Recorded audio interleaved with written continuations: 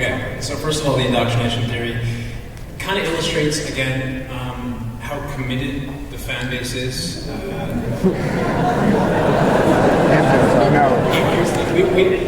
The thing is, we don't want to comment either way on it. Here's why. We don't want to be prescriptive for how people interpret the ending, especially with the extended cut, DLC coming out. We don't want to, again, be prescriptive with how people should think things ended. We want the content to speak for itself, and we'll let it do so.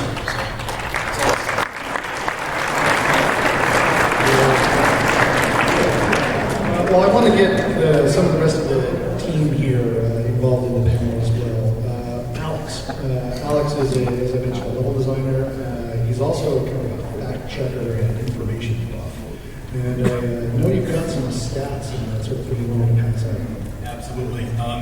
So as we were preparing for this panel, I poured over the content from ME1 to ME3, trying to get a feel for how our content has evolved over time, and I hadn't realized how crazy we are. Let me give you a couple of numbers. So let's start with something really concrete. You all know the Normandy, right? Yeah. I contend that the Normandy is probably the most complicated piece of content ever created. We've had the same designer on it for 3 games, and thank God, because I don't think anybody else could stomach that. Just to give you a couple of numbers to keep things in perspective. So in ME1, there were 136 conversations on the Normandy. A substantial amount of content. That bumped up to 172 on ME2. In ME3, there are 300 conversations that occur on the Normandy. And that's 150 of them are ambient conversations that go on whether you interact with them or not, but 150 of them are full conversations. And some of these are multi-part. So that turns out there's hours and hours and hours. I mean, across the entire game, I talked to our localization people, I've got some crazy numbers. I mean, we've got literally 300,000 VO words that were recorded, and that's in 7 languages. So we've got a team of 21 translators who in total translate about 4 million words. I mean, if you just look at the single language, we've got the equivalent of about 7.5 novels worth of text in this game. It just dwarfs when you start thinking about these numbers. I mean, as a designer, I get to play with a lot of different assets created by artists, created by animators, and created by writers, obviously. Just in the Normandy, there are about 15,000 nuts and bolts. Like 15,000 pieces that were put together lovingly by hand. That also need to be tested. So, again, just to try to see the evolution of Mass 1 to Mass 3, I got a few other interesting numbers. So, design team, for example, you could expect that, well, if we've been doubling almost every single time, the design team must have tripled or something. Well, actually, not quite. We started out in Mass 2, we were about 23. I can't actually take credit for that, I wasn't actually there at the time. In ME2, we were 55. ME3, 57. So we basically almost did the double amount of work in a relative amount of time. But there's good reasons for that. Obviously, the difference between Mass 1 and Mass 2 were probably a little more obvious from the user perspective. The difference between Mass 2 and Mass 3 may be a little more subtle. But from our end, we see it as a lot more content, which is actually great to work with. Again, a couple of extra numbers. Number of plot values, the number of variables that designers play around with has increased insanely. Started out with about 3,500 different plot values in ME1. And some of these are really, really minor. Have you completed this combat, for example? In ME2, we bumped that up to about 6,400. ME3's got 15,000 plot states. Thank you for being such good quality assurance, is all I can say. Obviously, one of the things that we've voluntarily tried to push from ME1 to ME3 is digital acting. I mean, we like to breathe life in our characters. And one of the ways we do that is by creating a set of rules that help us determine how a digital actor transforms from one emotional state to the other to give, performance. In ME1, the system we had about 3,000 rules to determine what should be playing at any one time.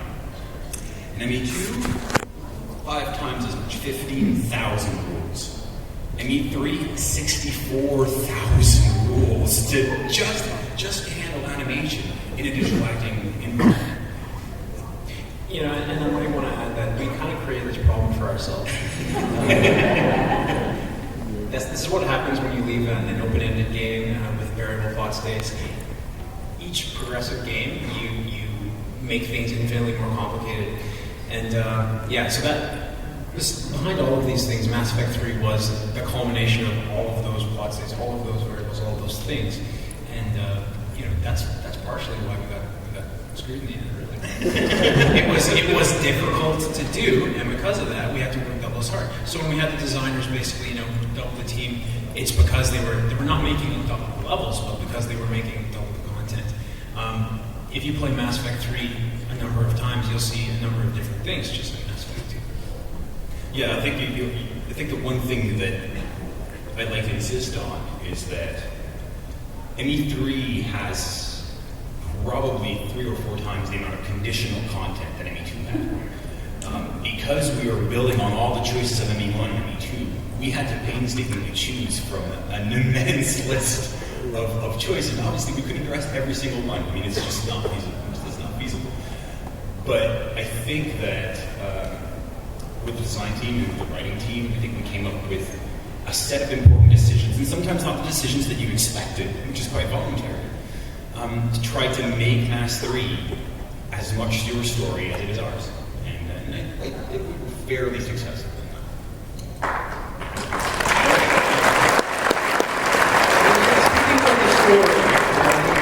Our writers here involved a little bit. There were themes and story elements that carried over from 1 into 2, 2 into 3, across the whole arc. Yeah, 1 or 2. As was mentioned, there are going to be spoilers.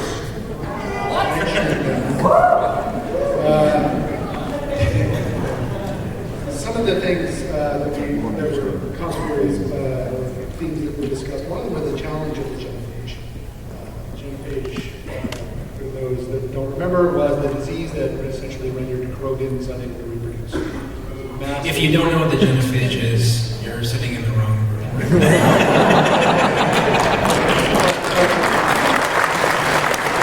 Maybe if you guys want to talk a little bit about the challenges of the genophage characters. In 2007, I was a lot like you, I suppose, out there. I was just a big fan of BioWare. Mass Effect 1 day came out, loved it, had a great time with it. And I remember thinking to myself, wow, this genophage issue is pretty complicated. I wonder how BioWare's going to write that one up. So, in 2010, I'm working for BioWare, and they're like, Don Brown, you're wrapping up the genophage issue. What? But I realized, well, that means I get to write Rex, and that means I get to write all these cool characters. All right, how am I going to do this? Because it's a complicated idea. It's full of a lot of politics, science, morality. And I realized in a lot of these cases, the best thing you can do is focus on the characters, which is what BioWare does well.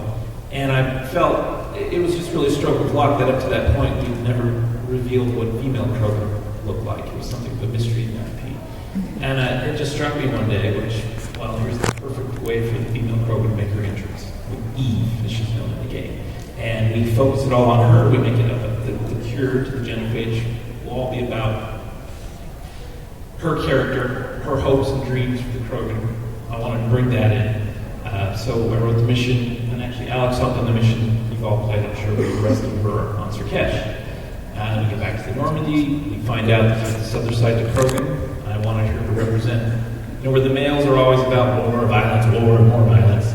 I wanted to show that there is another side of the Krogan. Because the trick is, face value, the Krogan, I don't know if they really deserve a cure given that it's always war, violence, war, violence. And in the character of Eve, I saw an opportunity to present, no, there is another side to the Krogan.